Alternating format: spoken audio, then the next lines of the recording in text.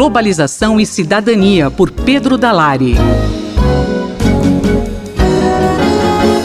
Professor Pedro, o senhor hoje falará a respeito da reunião do G20? Exatamente. O G20 tem esse nome porque é um grupo que reúne as 20 principais economias do mundo, né? São os 19 países de economia mais desenvolvida do mundo e mais a União Europeia. Por isso é chamado de G20. É um grupo, portanto, de países e a União Europeia que se reúne todo ano para tratar dos principais problemas do mundo, procurando então fixar acordos, entendimentos para lidar com esses problemas, essas situações que afligem a cada época o planeta, não é? E foi criado em 1999 e desde 2008 tem uma característica que o tornou mais relevante, inclusive do ponto de vista de imprensa, de noticiário, que é o fato de que ele reúne os próprios governantes, não é? Os países são representados pelos presidentes da República, ou pelos primeiros ministros, ou pelos monarcas, ou seja, aqueles que efetivamente detêm o poder de decisão, ou pelo menos de representação internacional do país, o que faz então com que essas reuniões sejam consideradas muito importantes.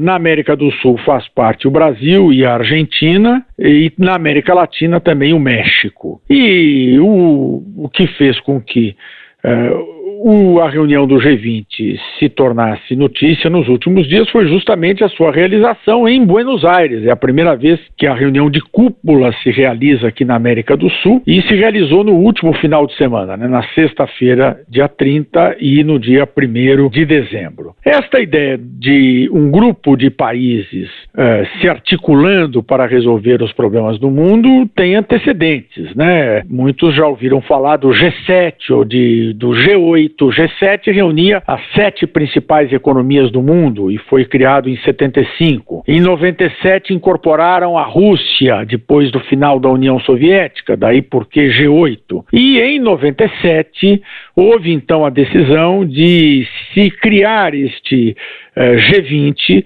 justamente com a ideia de reunir não só os países mais desenvolvidos, mas aquelas economias chamadas de emergentes, entre as quais o Brasil, né?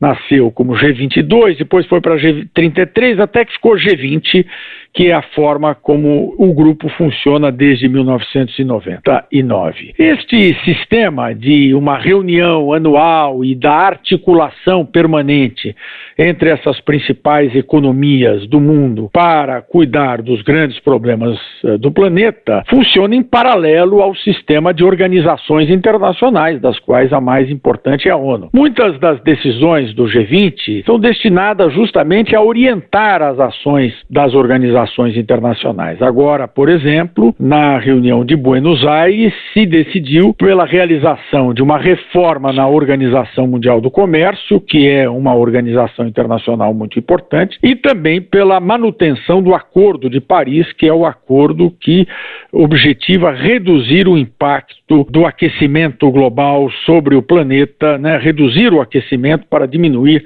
seu impacto no meio ambiente. Na reunião de Buenos Aires, no entanto, a principal nota foi a trégua comercial entre a China e os Estados Unidos. Os Estados Unidos suspenderam a decisão, por hora pelo menos, de elevar impostos sobre a importação de produtos chineses, que começaria a vigorar a partir de janeiro, e isto foi visto pela opinião pública mundial como algo positivo da reunião do G20. O importante é nós acompanharmos os desdobramentos deste, que é o principal foro de concertação, de acerto internacional atualmente existente. Obrigado, professor. Eu sou Francisco Costa para a Rádio USP.